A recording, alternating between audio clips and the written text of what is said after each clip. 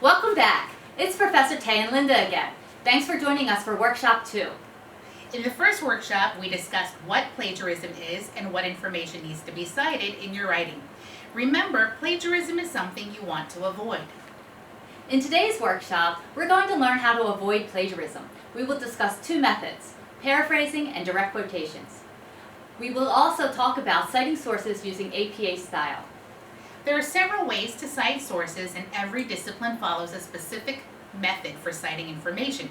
The purpose of using a style guide is to provide a unified method for citing sources within a discipline to ensure consistency within a document as well as across multiple documents. Having consistency in format and style will also help readers understand the information you present and where to locate the original source. For example, in literature, writers will refer to the Modern Language Association Style Manual, or MLA for short. But other humanities, such as business or history, will use the Chicago Manual of Style. The ACS Style Guide by the American Chemical Society is used by chemists or for scientific research. There are also other style guides by the American Medical Association, AMA, and the Association of Computer Managed Machinery. There are also other style guides by the American Medical Association, AMA, and the Association of Computing Machinery, ACM. As you can see, there are many different types of citation style guides, depending on the discipline. Now, don't worry. We're not going to study all of these style guides. As writers for Bot and ICT, you should refer to the most recent edition of the American Psychological Association Publication Manual, which is often used in education and scientific research. The style guide emphasizes when the research was done, so the year of publication is important. When using the APA citation format and incorporating source information, there are two places you must ensure you are citing your source: within your paper and at the end of your paper. Within your paper, every time you incorporate source information, you must include what we call an in-text citation because it is found within your text. An in-text citation in APA has three main parts: the author's last name, comma, the year of publication, comma, and the page number of the printed source in which you found the information. For each source mentioned in your article, be sure to have a complete reference at the end of your article in the reference list. This would include additional information such as the publication or DOI, Digital Object Identifier. It is impossible for writers to remember all these rules, and there are some situations where you'll not be sure how to cite a specific source. So it's important for writers to check the style guide. Most style guides have websites where all the rules are available with good examples to help you write ethically. After you decide on what information from your sources you want to incorporate in your writing, now you have to decide how you will present this information. There are two main ways you can incorporate information from your sources into your Bot and ICT News article. The first method is to paraphrase the information. You might have found a short passage in the original source that you read that you would like to include in your writing. Don't just copy and paste the information. Remember, this is plagiarism. When paraphrasing, you are putting an excerpt into your own words. Your goal is to rephrase the passage, not necessarily shorten it. The second method is to incorporate direct quotations from the original article. Remember though, anytime you choose the exact words of the author's own writing, you must put those words in double quotation marks with proper in-text citation. This ensures that you are not plagiarizing. When incorporating direct quotations from an original source, only use the parts that you absolutely need. Be sure to use this strategy when the original writer has written something in an interesting or distinctive way. Whenever possible, try to paraphrase information from sources, especially if you're writing about something complex. Paraphrasing will help you present the information in a simplified manner that is easy for your readers to understand. Here are 4 easy steps to follow when paraphrasing information from a source. First, read and reread the passage well until you understand it. Second, put the passage in your own words, without looking at the original. Third, check the original passage for accuracy and plagiarism. Be sure that you're presenting the information the way the original source intended. If you misrepresent the author's ideas, even by mistake, it is a form of plagiarism. If you use more than 5 content words in the same order as the original, you are guilty of plagiarism. To be safe when paraphrasing, change the content words to synonyms or use double quotes around the unique terminology from the source, and then change the grammatical structure of the sentence. The fourth and final step to provide an in-text citation in APA format. It's important to be selective and strategic when using direct quotes in your articles. Ask yourself why this direct quote is better than a paraphrase. There are four main situations in which incorporating source information as a direct quotation would be more effective than paraphrasing it. The first reason for choosing a direct quote is to add impact to your writing, especially when the author uses catchy phrases or unique terminology. Another reason for using direct quotation is to be concise in your writing. If the author's words are expressed better and clearer than your own paraphrase of their ideas, it's more effective to use a direct quote. But don't be lazy and quote something that can be expressed better in your words. Sometimes the ideas of the author are unique but are not expressed well. It is your job as a writer to express this unique idea as a paraphrase. A third reason for using direct quotation is to add credibility to your writing. This is important when you want to present an idea that is not commonly known or is controversial. Borrowing the credibility of your source or author will add authority to your own writing, but be sure that the person or source you're quoting is well respected in his or her discipline. And yet another reason why you would want to use a direct quotation is to be accurate. When you can't paraphrase without changing the meaning of the author's ideas, you should use direct quotation to avoid unintentional plagiarism. When using direct quotations, you're borrowing both the author's words and ideas, so you must be careful. Here are 3 things you should avoid.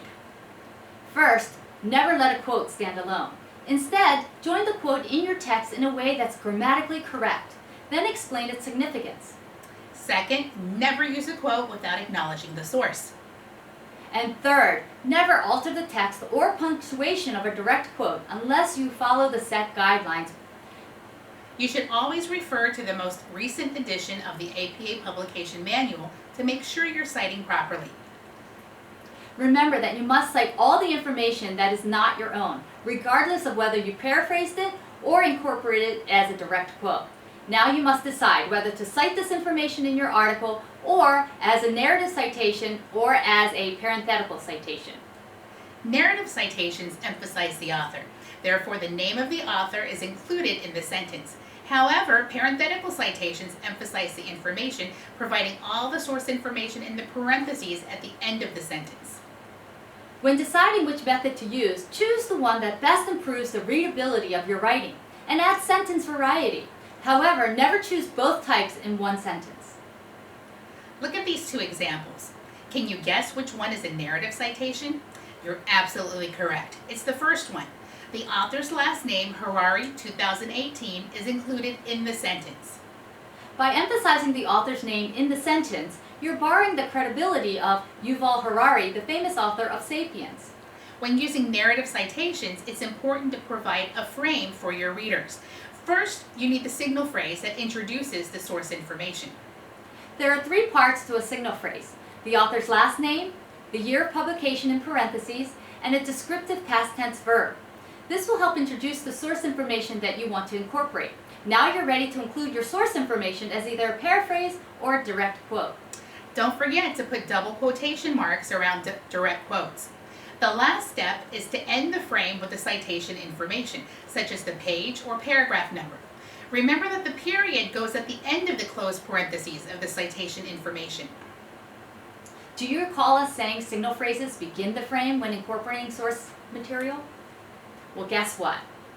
It doesn't always have to begin the frame, especially when integrating direct quotations. Signal phrases can appear in other places when using narrative citations.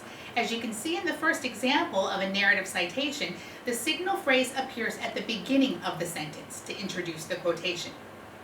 In the second example, a signal phrase appears in the middle of the quotation. Notice where the commas appear in this example. The first comma appears before the closed quotation mark, and the second appears after the signal phrase. And also notice there are 2 sets of quotation marks because the signal phrase is in the middle. The signal phrase can also appear at the end of the sentence after the quotation. Look how the year and page appear together in the parenthesis because the sentence ends with the author's last name.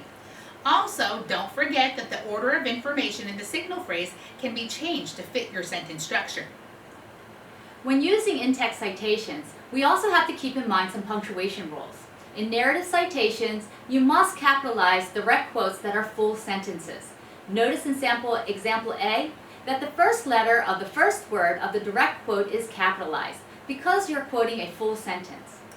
But there are also situations when you would not capitalize when using direct quotes. Although example B is a narrative citation, the first letter of the first word in the direct quote is not capitalized because it is not a complete sentence, and therefore the capitalization is not necessary. In example C, which is a parenthetical citation, the direct quotation is woven into the writer's own grammatical structure, and the full citation is included at the end of the direct quotation. Yay! It's Q&A time with Tay and Linda. This time we'll share our students' top 5 frequently asked questions about the direct quotations and how to modify them. The first question we often get from our students is, what should I do if the direct quote does not grammatically fit into my sentence? As we mentioned in today's workshop, direct quotes must be word for word from the source. However, you can make some modifications. Question 2. What if I want to leave out some words in a direct quotation because I really don't need them in my writing? You can leave out what you don't need, but you have to make it clear to your readers that you took out something that you didn't think was essential. You can do this easily by using an ellipsis signal. Basically, an ellipsis signal is a ... and it shows that you left out a word or words from a direct quote. When you use an ellipsis in your own writing, you need a space between each period. So that's period space, period space, period space. Question 3. Can I add words to a direct quote? Yes. As long as adding words does not change the meaning of the direct quote, you can add a square brackets around the words you added. Question 4. What should I do if there is a spelling error in the original quote? Should I leave the misspelled word as is, or should I fix it in my own writing? Sometimes an original author makes grammatical mistakes or a typo. In your own writing, insert the word sick, S-I-C, in square brackets after the error in direct quotations. Be sure to italicize it. Question 5. What do I do if I want to emphasize a word or phrase? Italicize the word you want to emphasize, then add emphasis added in square brackets. Now, remember these are the basic rules for paraphrasing and using direct quotations in your writing. You should always consult the APA publication manual to make sure you're citing properly. Well, this concludes Workshop 2. We hope to see you in the next workshop where you'll learn how to research and organize your ideas for your topic. See you next time. Thank you for joining us. Bye!